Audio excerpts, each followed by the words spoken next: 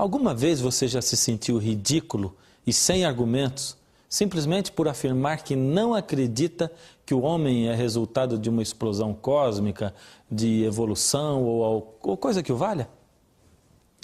Sabe quando você passa em frente à banca de jornal e uma daquelas revistas chamadas científicas põe em xeque tudo que a Bíblia afirma, dizendo ter evidências suficientes e opiniões de cientistas tão inteligentes que não acreditam na criação de Deus? Será que a ciência está a favor dos que acreditam na evolução e contra os que acreditam na criação? Será que os cientistas estão todos a favor da evolução? Será que eu posso acreditar em tudo que estas revistas falam ou devo questionar suas declarações como sendo tendenciosas? A partir de hoje, você vai entrar com o programa Está Escrito no mundo maravilhoso da ciência e dos cientistas e descobrirá cientificamente que a Bíblia está com a razão.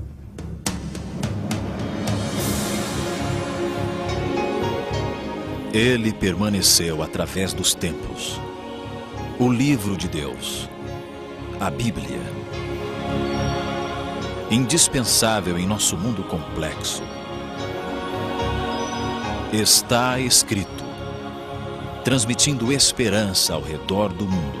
Apresentado por Fernando Iglesias. Hoje, histórias de pescador. A Bíblia diz em Isaías, no capítulo 40, o verso 28, será que vocês não sabem? Será que nunca ouviram falar disso? O Senhor é o Deus eterno. Ele criou o mundo inteiro. Ele não se cansa, não fica fatigado. Ninguém pode medir a sua sabedoria.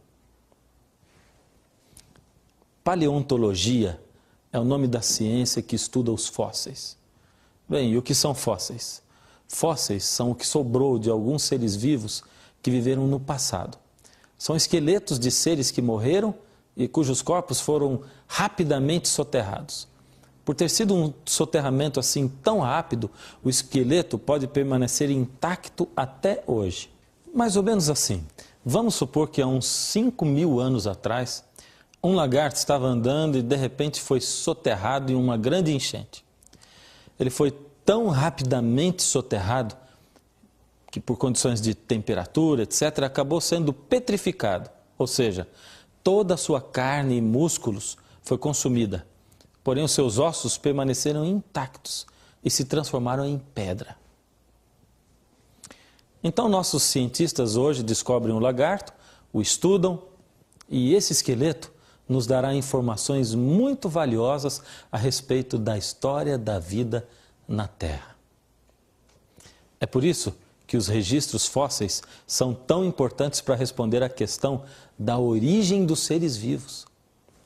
A primeira grande declaração de hoje é: embora existam muitos paleontólogos evolucionistas, nunca foi encontrado em nenhum lugar do mundo um fóssil sequer que apoiasse a evolução de maneira substancial. Criacionismo versus evolucionismo. Quem tem razão? Antes de mais nada, o que dizem as duas teorias? Primeiro, o modelo criacionista, ou criacionismo como é chamado. O criacionismo afirma que Deus criou o mundo e cada ser segundo as suas espécies. O Senhor Deus criou tudo através do poder da sua palavra. Criou também os seres humanos e criou cada coisa no universo com uma finalidade específica. O relato é geral, mas traz alguns detalhes muito interessantes, que nos servem também de motivo de pesquisa e de evidências de que, embora o Gênesis tenha começado a ser escrito há mais de 4.000 anos atrás, quem inspirou todo o relato conhecia muito de ciência. No relato bíblico, Deus oferece ao ser humano liberdade de escolha, e o ser humano escolhe afastar-se da fonte de vida eterna, que é Deus. A partir daí, instala-se então na terra o caos.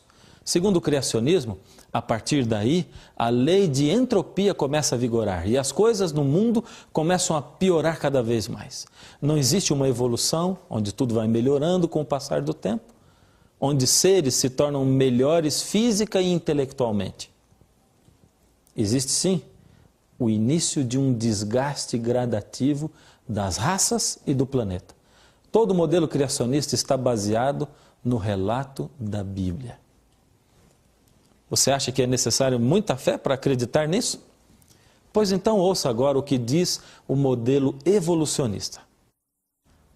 A teoria evolucionista também afirma que todos os seres vivos descenderam ou vieram de um ancestral comum, ou seja, de uma única espécie de ser, que a partir daí surgiram todas as outras.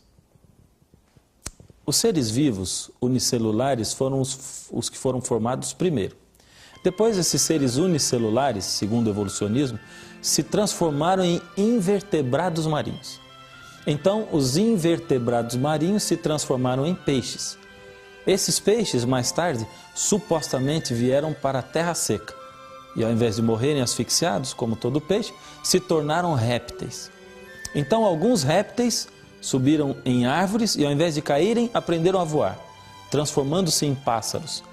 Logicamente que outros répteis, segundo os evolucionistas, deixaram de pôr ovos, desenvolveram seu sistema lactante e assim transformaram-se em mamíferos. Então, o que você diz? Você não acha que é preciso muita fé para acreditar nisso? Algo que ajudaria muito a provar essa teoria seria se encontrássemos fósseis de espécies intermediárias, unindo uma espécie a outra. Por exemplo, se os pássaros realmente evoluíram a partir de répteis, então nós encontraríamos muitos fósseis de espécies que fossem metade pássaros, metade répteis. Pois isso demonstraria que viveram num certo período. E esses animais intermediários deveriam ter órgãos incompletos também, parcialmente desenvolvidos. O grande problema para o evolucionismo, é claro, é que estes fósseis não existem, nunca foram encontrados. Darwin chamou estas tais espécies hipotéticas, intermediárias, de formas transitórias. Darwin sabia que para comprovar a sua teoria era preciso encontrar no registro fóssil remanescentes de tais formas de transição. No seu livro A Origem das Espécies, Darwin escreveu: se a minha teoria estiver certa, uma enorme quantidade de variedades intermediárias deve ter existido, unindo praticamente todas as espécies do mesmo grupo. Consequentemente, evidências de sua existência só podem ser achadas nos registros fósseis. Darwin sabia que o registro fóssil não continha nenhuma destas formas intermediárias. Por isso, num capítulo do seu livro, ele lançou algumas perguntas perturbadoras. Se espécies descenderam de outras espécies por meio de pequenas gradações, por que não vemos em toda parte inumeráveis formas de transição? Se por esta teoria inumeráveis formas de transição devem ter existido, por que não as encontramos em grande número na crosta terrestre? Darwin pensou que estas formas de transição seriam encontradas quando o registro fóssil fosse investigado mais profundamente. Evolucionistas que seguiram Darwin examinaram camadas geológicas por todo o mundo, por cerca de 140 anos, procurando por estes tais fósseis que estavam faltando. Todo este esforço terminou em grande desapontamento. As formas de transição imaginadas por Darwin permaneceram apenas como fruto da imaginação dele. Embora seja um evolucionista, o paleontologista inglês Derek Ager admite este fato. Olha o que ele diz: ao examinarmos o registro fóssil detalhadamente, seja no nível biológico das ordens ou das espécies, não encontramos evolução gradual, mas o súbito surgimento de um grupo em detrimento de outro. A mais antiga camada da Terra, na qual fósseis de seres vivos foram encontrados, é a camada cambriana, que recebe da geologia convencional uma idade estimada de 530 milhões de anos. Em estratos mais antigos do que a camada cambriana, não foi encontrado nenhum tipo de fóssil, somente umas poucas espécies unicelulares. No período cambriano, porém, diferentes animais aparecem de repente. Mais de 30 espécies invertebradas, tais como águas-vivas, estrelas do mar, trilobitas, caracóis, aparecem de repente. Ou seja, não existe nenhum outro ser intermediário entre seres unicelulares de uma célula só e um trilobita. E o mais interessante é que estes seres vivos têm sistemas corporais muito complexos, como por exemplo, sistema circulatório, órgãos muito complexos. Por exemplo, o olho de um trilobita é formado por centenas de células hexagonais, cada uma delas tendo um sistema duplo de lentes, um projeto maravilhoso.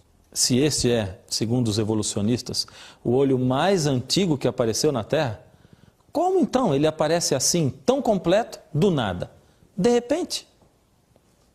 Além do mais, sendo que os insetos modernos, como as abelhas e as libélulas, têm olhos semelhantes ao do trilobita, com a mesma estrutura hexagonal, isto indica que esta estrutura não evoluiu nada, tendo sobrevivido, como diz a geologia, 530 milhões de anos sem uma única mudança.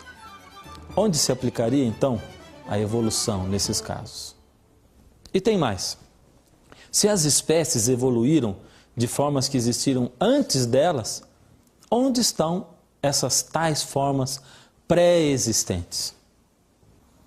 Não existe qualquer outra forma de vida complexa antes dos trilobitas e de outros animais do período cambriano.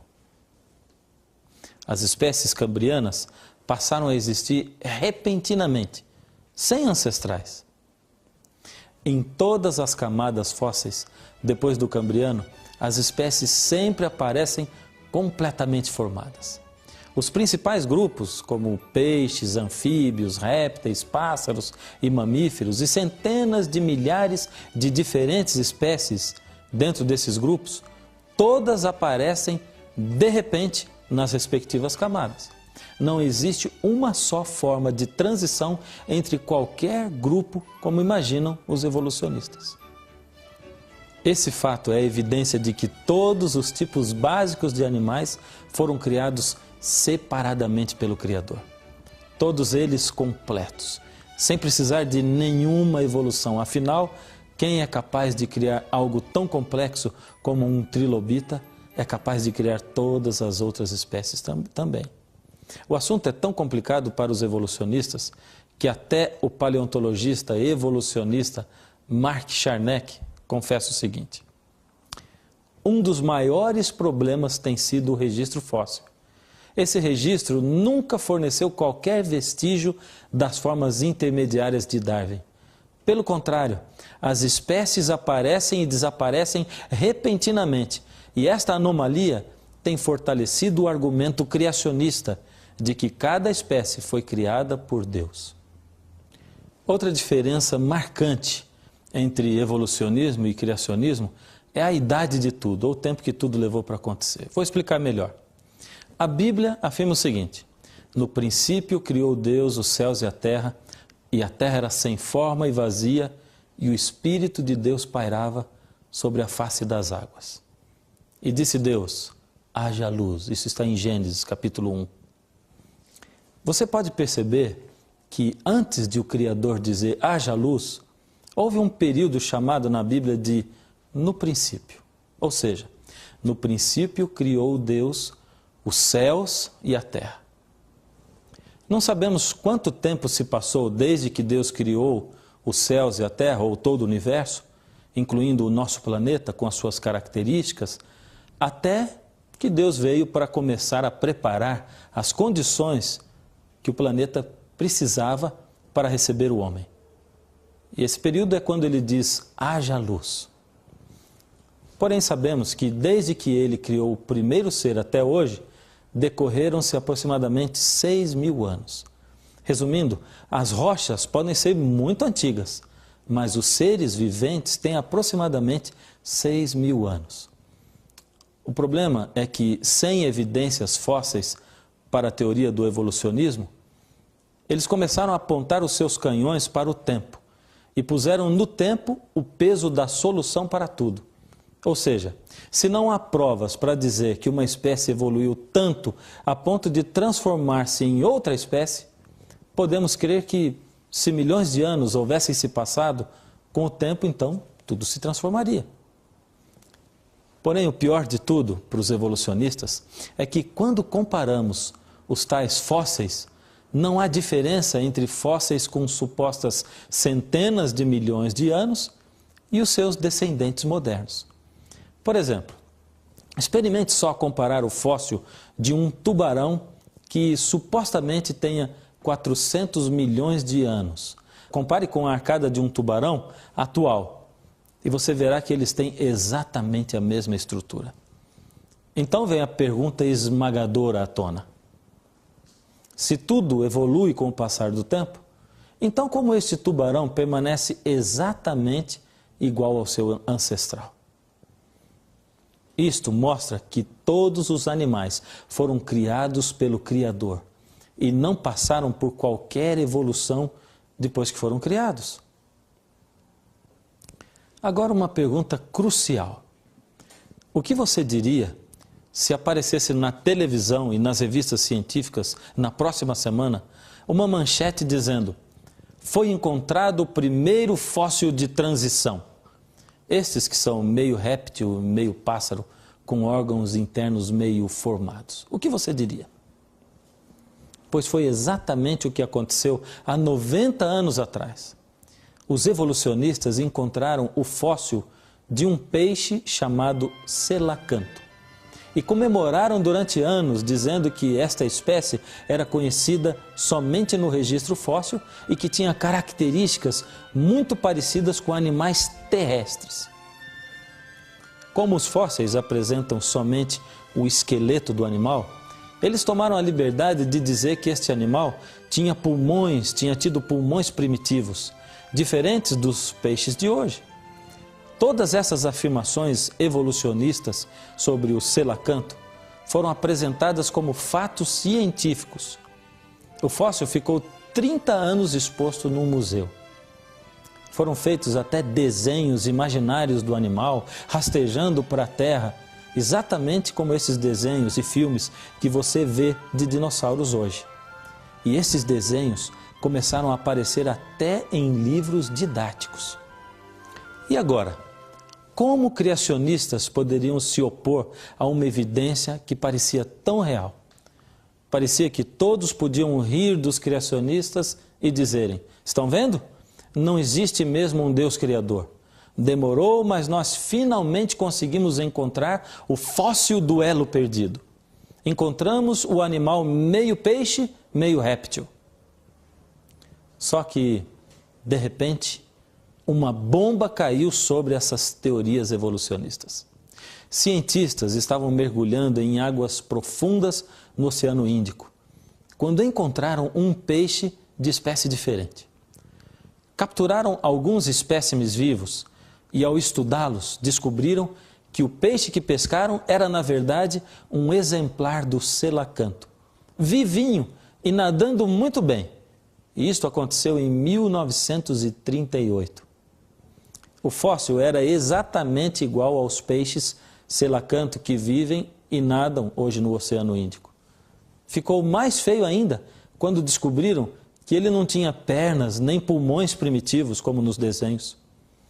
E o pior ainda foi quando descobriram que, ao invés de ser um peixe que saiu da água para a terra, o selacanto, ao contrário, é uma espécie de peixe que vive somente em águas profundas do Oceano Índico. Minha pergunta é: por que essas coisas não são divulgadas pela mídia hoje? Quando nós examinamos as estruturas dos diferentes grupos animais, podemos ver que é impossível ter acontecido entre eles uma evolução. Por exemplo, é impossível para um peixe que tem o seu sistema respiratório e excretor, estrutura muscular e metabolismo totalmente projetados para viver na água, ter estes sistemas gradativamente transformados para viver fora da água. Nos próximos programas, ainda vamos analisar o caso dos esqueletos de macacos, de símios, que os evolucionistas dizem serem de seres humanos ancestrais nossos. Veremos também outro programa sobre o dilúvio. Você já se perguntou alguma vez se todas as espécies que vivem hoje no mundo caberiam na Arca de Noé? Será que há registros na Terra que são evidências de que houve mesmo um dilúvio global? Os céus proclamam a glória de Deus e o firmamento anuncia as obras de suas mãos. Um dia discursa outro dia e uma noite revela conhecimento a outra noite. Não há linguagem, nem há palavras e deles não se ouve nenhum som. Além da Bíblia, a natureza também é um livro maravilhoso, através do qual Deus se revela. Podemos ler na natureza por toda parte que Deus é o Criador, que Deus é amor. Eu fico aqui pensando, vamos supor que nós não tivéssemos tantas evidências da criação de Deus e de que a Bíblia está com a razão. Suponhamos que as evidências da criação não fossem assim tão claras.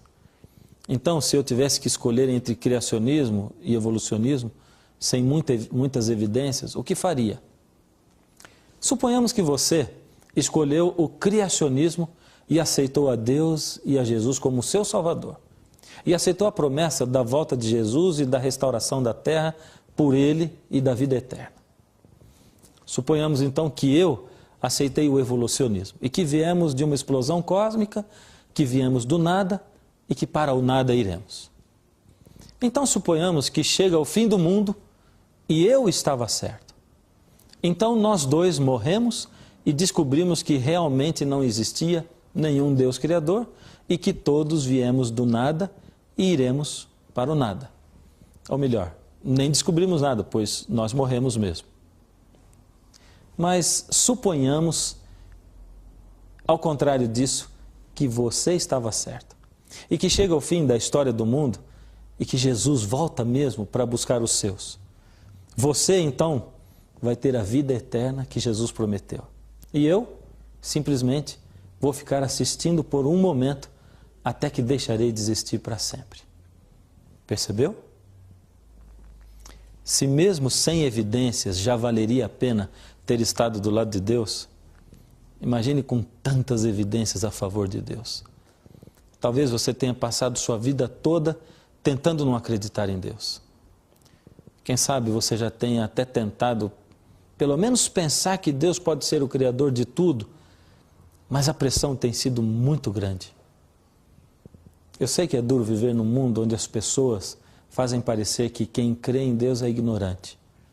Eu sei que sempre que você tenta pensar em Deus, você começa a pensar que se seguir a Deus, terá que abrir mão de muitas coisas, até de pessoas ou de posições importantes.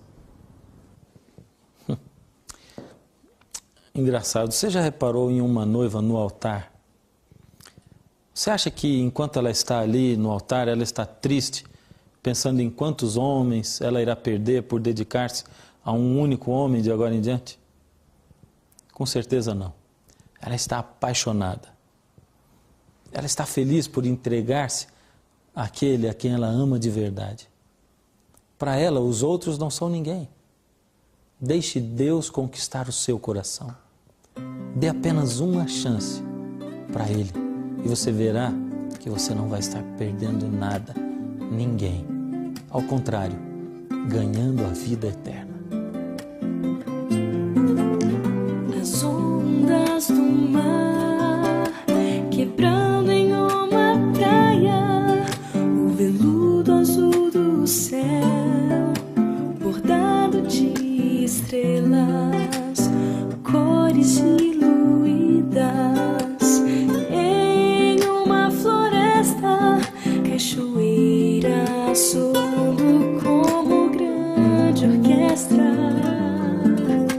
As lágrimas do orvalho desenhadas em uma rosa, a lua iluminando uma estrada de terra, o gosto açucarado de um favo de mel, o amanhecer pintado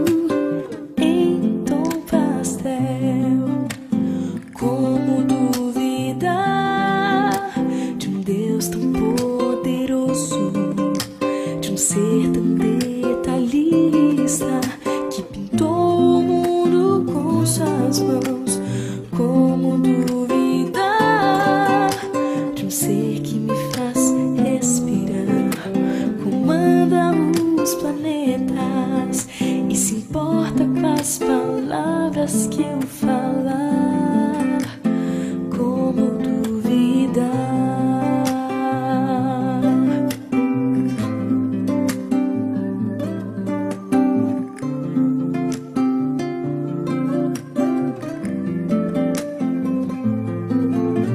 A grandiosidade de uma montanha, o trabalho árduo em um formigueiro, um arco-íris rasgando o céu cinzento, dunas esculpidas pelo sopro do vento, o sol se escondendo no horizonte distante, a poesia existente em um nascimento, a brisa balançando uma rede na varanda, o som de crianças brincando de ciranda. Como duvidar de um Deus tão poderoso, de um ser tão detalhista que pintou o mundo com suas mãos? Como duvidar de um ser que me faz respirar, comanda os planetas e se importa com as palavras que eu falar? Como duvidar?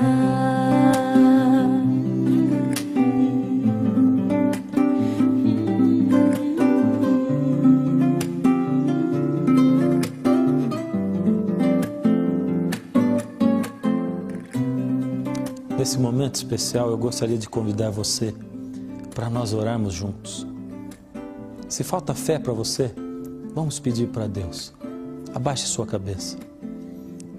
Senhor Deus, muito obrigado, Senhor, porque o Senhor deixa registrado na natureza o poder da sua criação. Agora, Senhor, nesse momento, quero pedir ao Senhor por todas as pessoas que assistem a esse programa, que o Seu Espírito possa falar com cada uma delas. E se a dúvida está nessas mentes, Senhor, que o Seu Espírito possa movê-las, mover essas dúvidas. Que o Seu Espírito possa clarear essas mentes e que a fé possa aparecer no lugar da dúvida. Em nome de Jesus, amém. Infelizmente, chegamos ao fim desse primeiro programa, está escrito série criacionista. Mas nós estaremos aqui no próximo Está Escrito, esperando por você. E não se esqueça, nem só de pão viverá o homem, mas de toda palavra que sai da boca de Deus. Como duvidar?